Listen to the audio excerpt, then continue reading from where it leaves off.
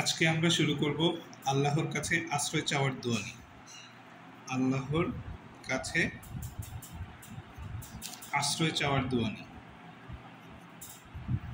আশ্রয় চাওয়ার দোয়া নিয়ে আমরা এখানে প্রথমে আশ্রয় চাওয়ার দোয়া সেটা হচ্ছে দোয়া হিসেবে আমরা জানি আউযু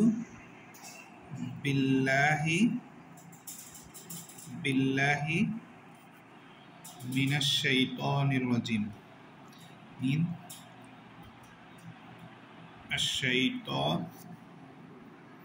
الشيطانir রাজিম।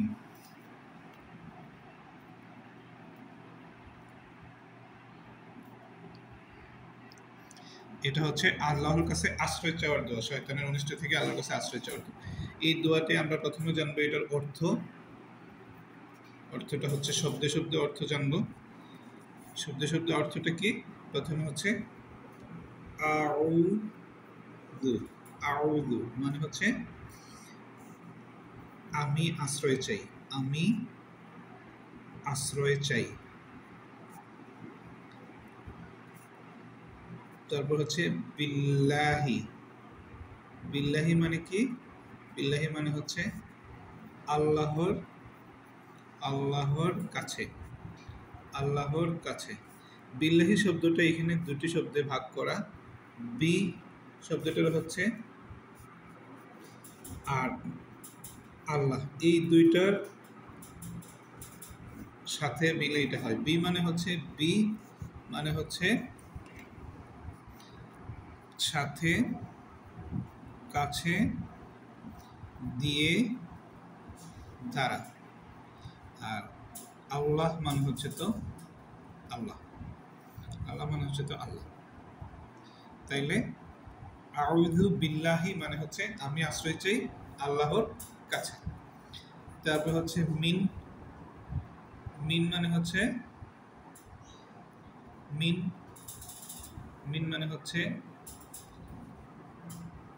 এটা কেটে দিলে মিন মানে হচ্ছে থেকে অথবা হতে।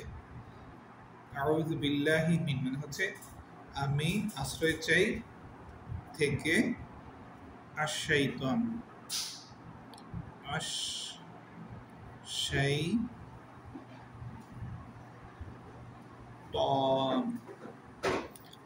মানে হচ্ছে শয়তান।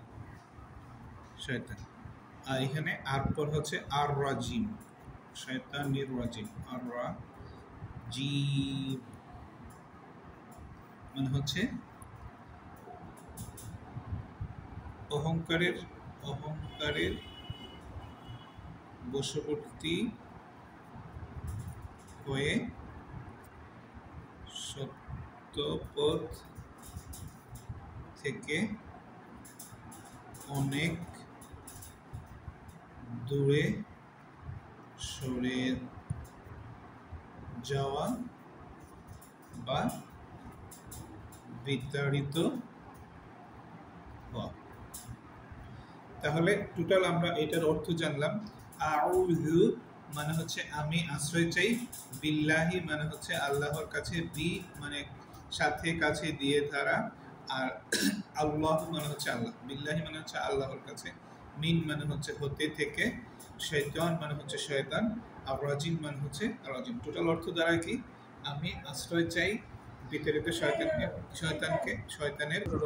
তাহলে আমরা প্রথমে জানছি হচ্ছে প্রত্যেকটার শব্দে শব্দে অর্থ। এটার পরিপূর্ণ অর্থ আমরা জানলাম, বিতাড়িত শয়তানের অনিষ্ট হতে আল্লাহর কাছে আমরা আশ্রয় চাই বিতাড়িত শয়তানের অনিষ্ট থেকে। এখন আউযু বিল্লাহ মানে হচ্ছে আমি আশ্রয় চাই আল্লাহর কাছে। এবং এখন আমরা শিখবো হচ্ছে, আমরা প্রায় সময়ই আমরা বলি নাউযু বিল্লাহ। আমরা অনেকে এর অর্থ জানি না। নাউযু বিল্লাহ মানে কি? নাউযু বিল্লাহ হচ্ছে আমরা আশ্রয় চাই। নাউযুবিল্লাহ হচ্ছে আমরা আশ্রয় চাই আল্লাহর কাছে। আমরা আশ্রয় চাই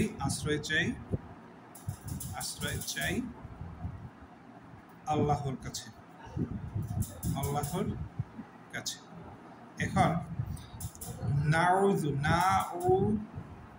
নাউযু মানে হচ্ছে আমরা আশ্রয় চাই। নাউযু মানে হচ্ছে আমরা আশ্রয় চাই। নাউযু হচ্ছে আমরা আশ্রয় চাই, আর আউযু হচ্ছে আমরা আশ্রয়, আমি আশ্রয় চাই। তাহলে আমরা এখানে আউযু বিল্লাহ থেকে আমরা জানি আমি আশ্রয় চাই, এবং নাউযু বিল্লাহ থেকে জানি আমরা আশ্রয় চাই। দুইটা জিনিস আমরা আলাদা করে আজকে শিখলাম। আউযু বিল্লাহ মানে হচ্ছে আমি আশ্রয় চাই, নাউযু বিল্লাহ মানে হচ্ছে আমরা আশ্রয় চাই। এখন আমরা শিখবো হচ্ছে এইখানে যে ব্যবহৃত যে শব্দগুলো আছে, টোটাল আউযু বিল্লাহি মিনাশ শাইতানির রাজিমের মধ্যে আমাদের শব্দ সংখ্যা হচ্ছে 1, 2, এটারে আমরা যদি ভাগ করি তাহলে হচ্ছে 2, 3, এটা একটা 4, এই একটা 5 এবং এই একটা 6টা শব্দ। এই 6টা শব্দের মধ্যে আমরা এখন জানবো তাজবিদের কি কি নিয়ম এখানে আছে।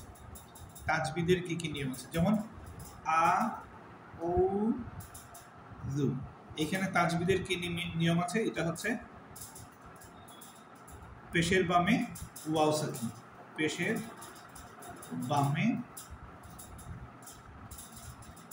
বামে ওয়াও সাকিন, ঠিক আছে। এইটা হচ্ছে একটা। আরেকটা আসছে বিল্লাহিতে আসছে লামের উপর খাড়া জবর। বিল্লাহিতে আসছে কি লামের উপর খাড়া জবর। বিল্লাহিতে আসছে লামের উপর খাড়া জবর। আচ্ছা, আর এইখানে লামের ক্ষেত্রে, আচ্ছা আগে আমরা মাদগুলো শেষ করে ফেলি। বিল্লাহিতে আসছে লামের উপর, তারপর হচ্ছে আশ-শাইতান,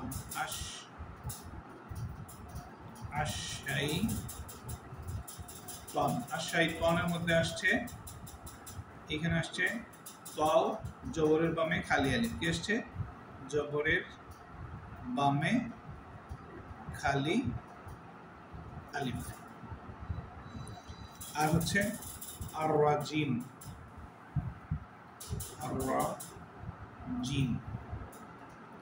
এখানে কি আছে?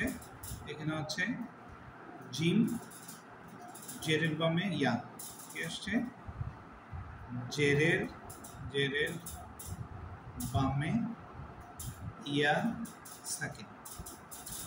এই পেশের বামে ওয়াও সাকিন, খাড়া জবর লামের উপর খাড়া জবর, তারপরে হচ্ছে জবরের বামে খালি আলিফ, তারপর হচ্ছে জেরের বামে যজমালা ইয়া, জেরের বামে ইয়া সাকিন অথবা জজমালা ইয়া। এই চারটা হচ্ছে কি মাদ্দে তবাই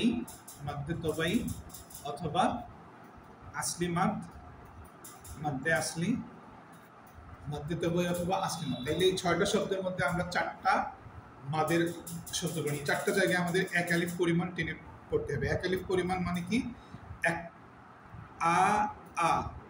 আলিফ জবর আ, 2টা আলিফ জবর আ পড়তে যতটুকু সময় লাগে সেইটুকু পরিমাণ হচ্ছে 1 আলিফ পরিমাণ।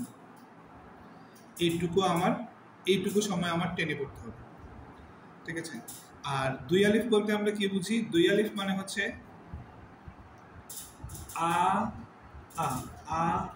এইটুকু পরিমাণ আমার পড়তে, রিডিং করতে যতটুকু সময় লাগে সেটুকু হচ্ছে 2 আলিফ।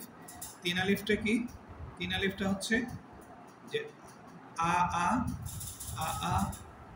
এই 3টা পড়তে যতটুকু সময় লাগে সেটা হচ্ছে 3 আলিফ পরিমাণ। আর 4 আলিফ মানে হচ্ছে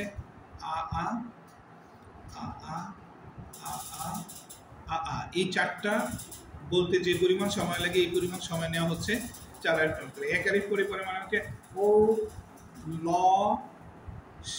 ত, জি, এই হচ্ছে তার পরিমাণটা।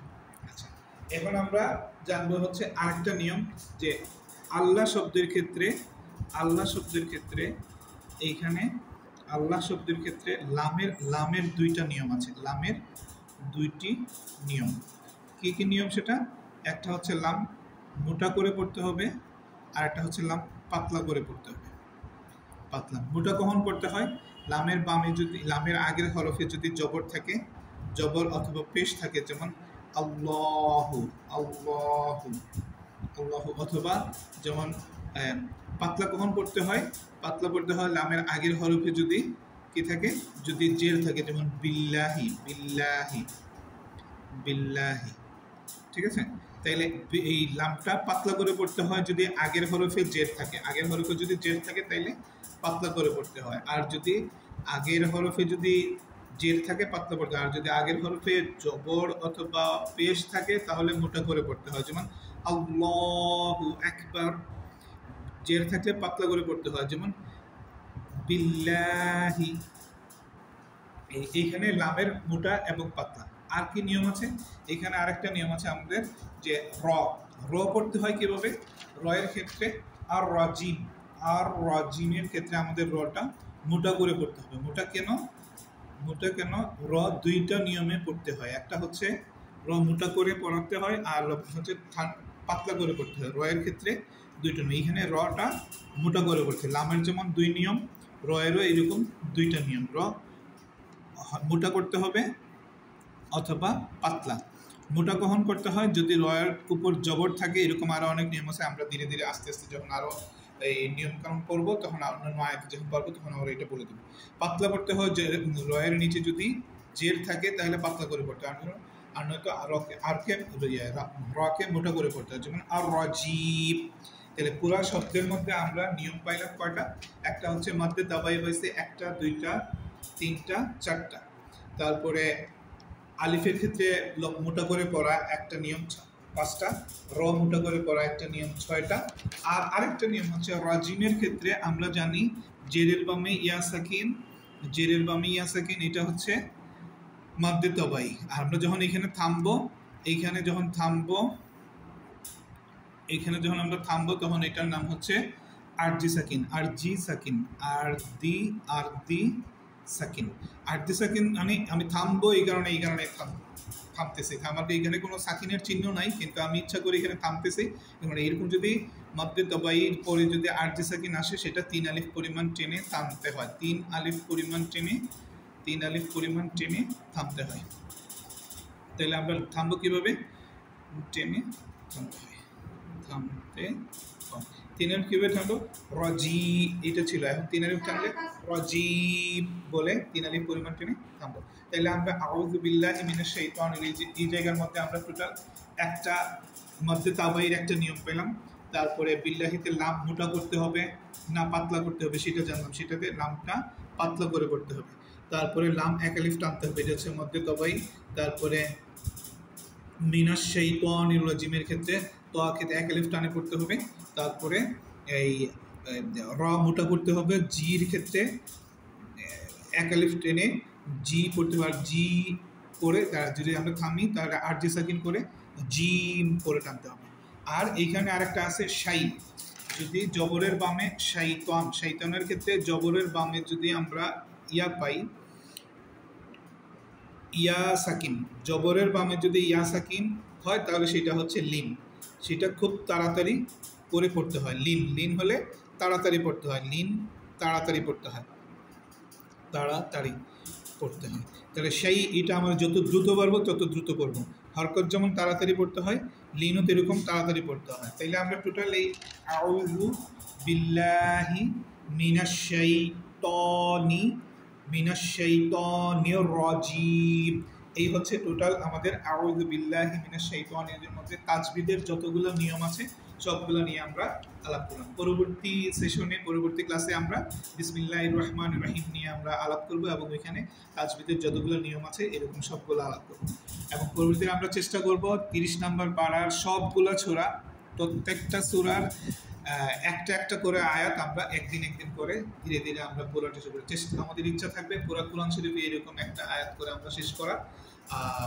আমাদের সাথে থাকুন। ধন্যবাদ সবাইকে।